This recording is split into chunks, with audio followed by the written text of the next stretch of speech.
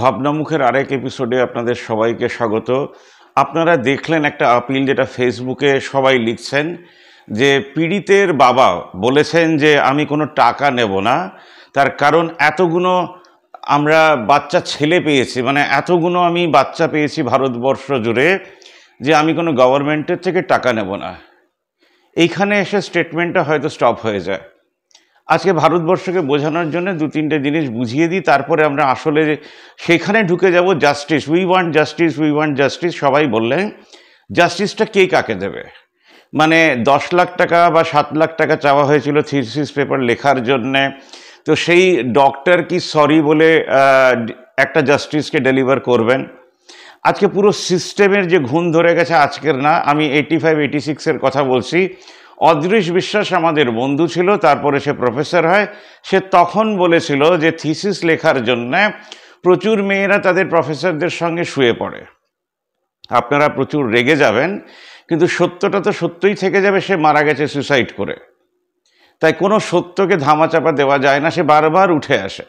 আজকে শ্রীরামপুর কলেজে একটা প্রোটেস্ট হলো, protest against injustice being done to the woman who was working in a hospital and was killed there. মানে তিনি যদি রাস্তায় মারা যেতেন তাহলে কারোর খুব একটা মাথা ব্যথা হতো না, মানে তিনি স্টার কেস হতেন না। যেহেতু যেখানে কর্মরত সেখানে মারা গেছেন, তারপরে আস্তে আস্তে অডিও আসছে, সেই অডিওর সামান্য অংশটুকু দেখাচ্ছি, কারণ প্রায় সব বড় চ্যানেলরা আপনাদেরকে দেখিয়ে দিয়েছে যে সেই অডিওর ভেতরে কি আছে। বন্ধুরা, এত কষ্ট হচ্ছে ভিতরে যে হসপিটালে বসে থাকতে পারছি না। আমাদের সব ডাক্তাররা সবাই খুব ডিস্টার্বড। আজকে তো ওপিডি বন্ধ রাখা হয়েছে। তোরা জানিস সমস্ত ঘটনা শুনলাম, যা মানে সত্যিকারের ঘটনা, যেটা আরজিকরের ভিতরের যে ডাক্তার তারা তাদের বন্ধু বান্ধব মারফত এটা ছড়িয়ে মানে এসছে আমাদের কাছে। কিন্তু যে কথাটা তিনিও বলেননি, যে কথাটা আরও 1000 বছরে বলা হবে না, সেই কথাটা বলার জন্যই আজকের এপিসোড। যেহেতু আমরা ডেভেলপমেন্ট চ্যানেল, আমাদেরকে ডেভেলপমেন্ট নিয়েই কথা বলতে হয়, তাহলে সেই কথাটা আমি এবার আপনাদের সামনে তুলে ধরছি। এই বাবাটি বলেছেন যে আমার কোনো পয়সা গভর্নমেন্টের থেকে লাগবে না। তার মানে আমাদের গভর্নমেন্ট ইজ ডেলিভারিং জিরো। মানে প্রশাসনটা কি, আমরা যারা মারপিট করে, যারা ভালো ভাষণ দেয়, তো আমরা মনে করি তিনি একটা প্রতিবাদী নেতা, তিনি অসাধারণ ভাষণ দিয়েছেন, তিনি অসাধারণ দেশ চালাবেন। ভাষণের সঙ্গে দেশ চালানোর কোনো যোগাযোগ নেই, এটা পুরোটাই ম্যানেজমেন্ট। মানে আইএস আইপিএস অফিসারদেরকে ম্যানেজ করতে হবে, জমাদারকে ম্যানেজ করতে হবে। আপনি এতগুলো হসপিটাল আপনাদের দেশে এসি হয়নি, সেটাকে ম্যানেজ করতে হবে। রাস্তা নোংরা, সেটাকে ম্যানেজ করতে হবে। এতগুলো স্টুডেন্টরা পরীক্ষা দিয়ে কে ডক্টর, কে ইঞ্জিনিয়ার, কে চাকরি পাবে, সেইটাকে ম্যানেজ করতে হবে। কর্পোরেটদের ম্যানেজ করতে হবে। তখন তিনি গিয়ে সামান্যটুকু বুঝবেন যে দেশটা কি করে চালাতে হয়। সেইটা আমরা লাস্ট 11 বছরে বুঝে গেছি যে আমাদের চিফ মিনিস্টারের ভেতরে সেই সব ক্যাপাসিটি নেই। Being a good women is not enough to run a state. যে জন্যে হাসিনাকে চলে যেতে হলো, তিনি তো ভোটই দিতে দেননি। তিনি যেটা করতে পারেন সেটা হচ্ছে জ্যোতি বসুর আশীর্বাদে তিনি চিফ মিনিস্টার হলেন। তিনি কংগ্রেস থেকে এসছেন, যদি তিনি কোনো সময় মনে করেন যে আমি রিজাইন করব, তাহলে কংগ্রেসে ফিরে যান, এই অ্যাডভাইসটা নিশ্চয়ই করে দেব। এবার আমি আপনাদেরকে একটা ক্লিপ শোনাচ্ছি, যেটা আমাদের মীনাক্ষী গোস্বামী। সেরকম বাবার পয়সায় বাউন্সার নিয়ে ঘুরে বেড়াবো? আরে আপনি তো বাউন্সার নিয়ে ঘুরে বেড়াবেন। স্বাস্থ্যমন্ত্রী জানেন না যে একজন মেডিকেল কলেজের প্রিন্সিপাল তিনি বাউন্সার নিয়ে ঘুরে বেড়াচ্ছেন? তাকে যখন ট্রান্সফার করে দেওয়া হলো, অন্য জনের যখন সেখানে আসার কথা, তখন থেকে তাকে প্রশ্ন করা হলো তার বাউন্সারকে, তার প্রাইভেট সিকিউরিটি গার্ডকে, আপনি কে, কেন এখানে বসে আছেন? কি বলেছেন ভিডিও দেখুন। আমাদের গোটা রাজ্যের একটা পরিচিত সম্পর্কের বন্ধু, আমিও আমার কনিকা দিদিকে দিদি বলি। তিনি খুব সুন্দর সুন্দর কথা বলছেন, জাস্টিস চাই, এটা চাই, সেটা চাই। ধন্যবাদ জানাচ্ছেন ইউটিউবারদেরকে যে মিডিয়া নাকি দারুণ কাজ করছে। আসলে আপনার কাজটা কি? মানে আমি একটাই প্রশ্ন মীনাক্ষীকে করব। তাই কালকের এই মিটিংয়ের পরে তার সঙ্গে দেখা হলো না, তার ওই সিটে একজন ভদ্রলোক বসেছিলেন, সাদা পায়জামা পাঞ্জাবি পরে, লাল হলে আরও ভালো হতো। তো তার হাতে একটা লিফলেট দিয়েছে, যে লিফলেটটা নিয়ে আমি ক্যাম্পেইন করছি ভারতবর্ষ জুড়ে, মানে এখন শ্রীরামপুর জুড়ে, তারপরে রিষড়া জুড়ে, তারপরে কোন্নগর জুড়ে, তারপরে ভারতবর্ষ জুড়ে করব।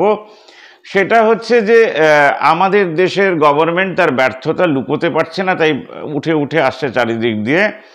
পার্টি চালানোর জন্য টাকা নিতে হচ্ছে থিসিস জমা দেওয়ার জন্য, পার্টি চালানোর জন্য কর্পোরেটদের থেকে টাকা নেওয়া হচ্ছে পলিটিক্যাল বন্ডের নামে।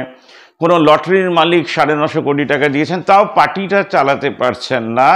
তার কারণ পার্টির লোকেরা চলছে না, পার্টির লোকেদের হাতে কাজ নেই, তারা চাঁদা তুলে পার্টিকে দেয় না যে আপনাদেরকে চুরি করতে হবে না ব্যবসায়ী সমিতির থেকে, টাকা জোর করে নিতে হবে না কোনো কর্পোরেটের থেকে, কোনো ইন্ডাস্ট্রি থেকে, আমরা আমাদের চাঁদা তুলে আমাদেরকে চালিয়ে নেব না। এই কথাটা বলার জন্যেই আজকের এই সকালের লাইভ। বাইরে অন্ধকার, দুটো মোমবাতি, আমার সামনে যে আলোগুলো আমার ওপরে পড়ছে কোনোটাই অন্ধকার সরাতে পারবে না, আপনি মোমবাতি জ্বালিয়ে যান।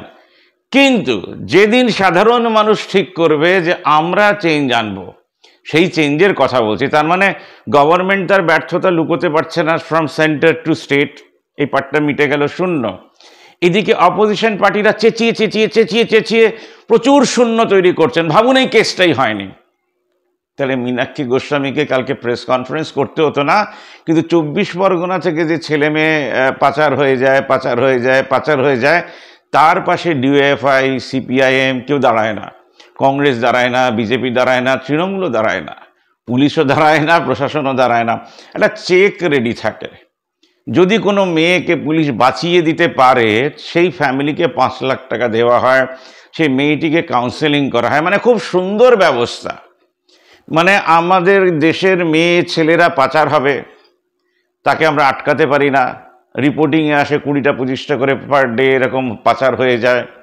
তার মধ্যে দুজনকে বাঁচালো, দুজনকে 5 লাখ, আর বাদবাকি যারা পাচার হয়ে গেল হয়তো সেখান থেকে কতজন ইনকাম করেন সেটা তার নাম করে আমাকে বলতে হবে না। এইবার আসছে, তার মানে আমাদের দেশে গভর্নমেন্ট ইজ ক্রিয়েটিং জিরো।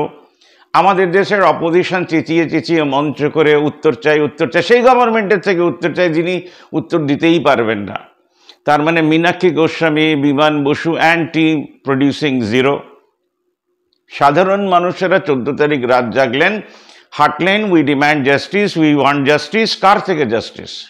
জাজেরা তো জানেনই না দেশে কি হয়েছে। যতক্ষণ পুলিশ আর সিবিআই জাজের টেবিলে পৌঁছে দেবে খাবার করে, যাদেরা তো রাস্তায় নামেননি, তাদের তো প্রয়োজন নেই। তার ঘরের মেয়ের যদি কিছু হতো, যেরকম সৌরভকে বলা হলো, এই ক্লিপটা শুনে নিন। Sorry to say, Sourav Ganguly, তোমাকে যেই আসনে মানুষ বসিয়েছে, তুমি এটাকে একটা বিচ্ছিন্ন ঘটনা বলছো। এটা সৌরভের জন্য বলা হয়েছে। I am not interested in Sourav. আমি মনে করি না তিনি কোনো পলিটিক্যাল ফিগার, সেজন্য তার বক্তব্য কি যায় আসে আমাদের দেশে, ইররিলেভেন্ট কি relevant. I don't think he means anything to Bengal. Except cricket, he means nothing. দাদাগিরি চালাতেই পারেন ভালো, টাকা ইনকাম করতেই পারেন ভালো।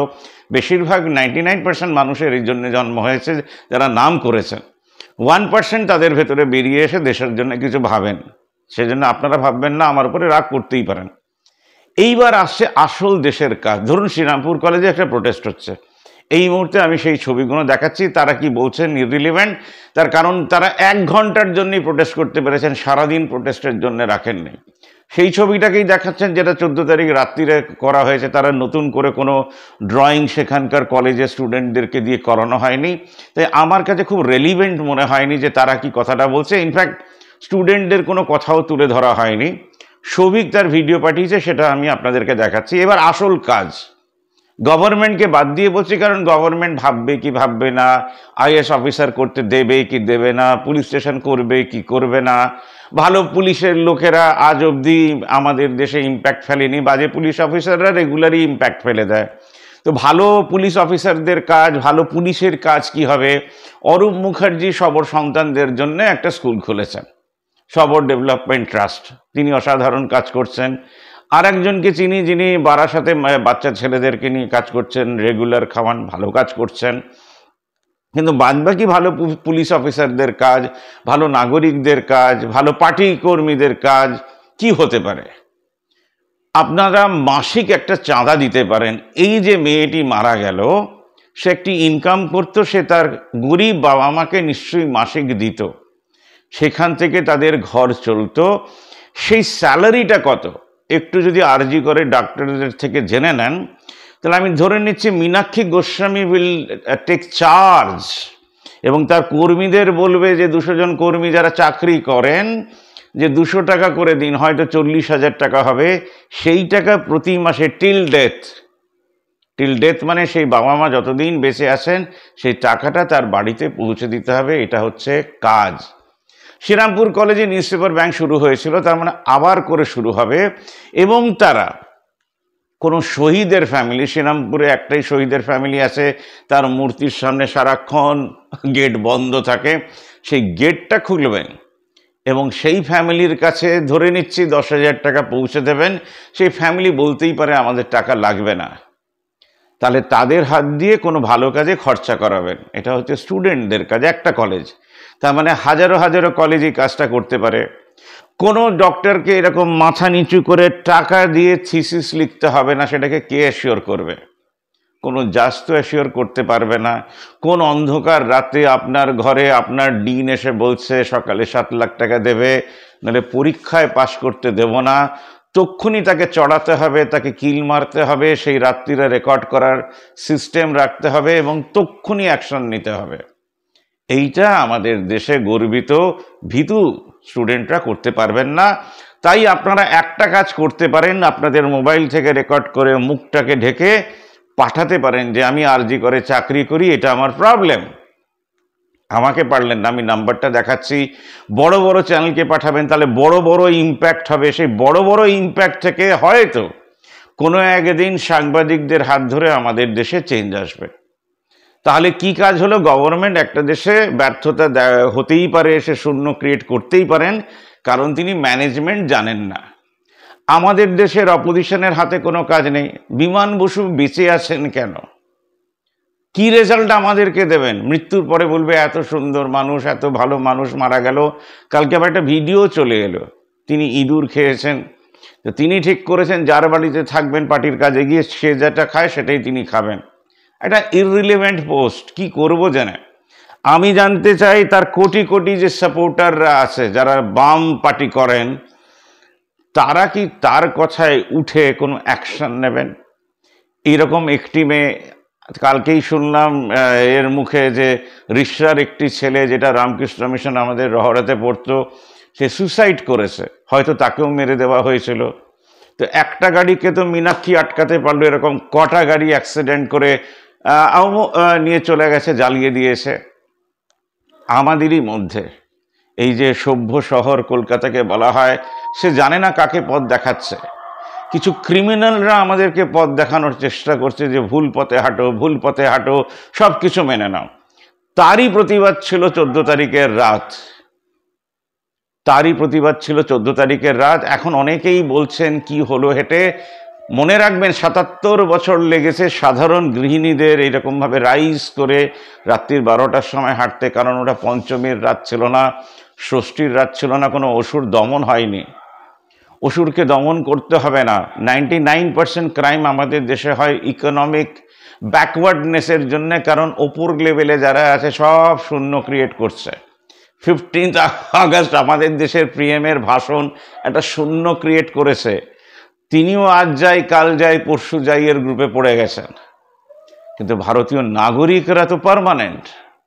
সেই আপনাদের দিকে তাকিয়ে বলছি, শহীদদের ফ্যামিলির পাশে দাঁড়ানোটা আমাদের কাজ।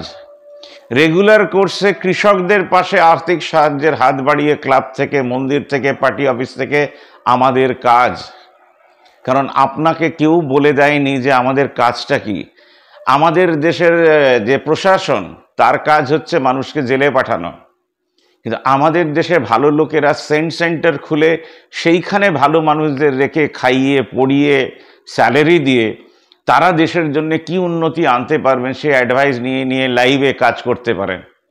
আমাদের দেশে একমাত্র লাইভে এসে ভালো কাজ করছেন বাবলি মুখার্জি। এই কাজটাই যদি সব পুলিশ স্টেশন থেকে করা যেত, তাহলে আমাদের দেশ ক্রাইম মুক্ত হবার পথে হাঁটতো। কবে ক্রাইম মুক্ত হবে সেটা আমি জানি না। এই মেয়েটি মারা গেছে তার কারণ প্রচুর মানুষ মাথা নিচু করেছেন, তার সঙ্গে পুলিশও রয়েছে, ডক্টররা তো রয়েছেন। দ্য হোল সিস্টেম চাই আপনি মাথা নিচু করুন। এই একটি মাত্র মেয়ে প্রতিবাদ করেছিল, নাম আমি বলবো না, না আমি তার মুখটা দেখাবো।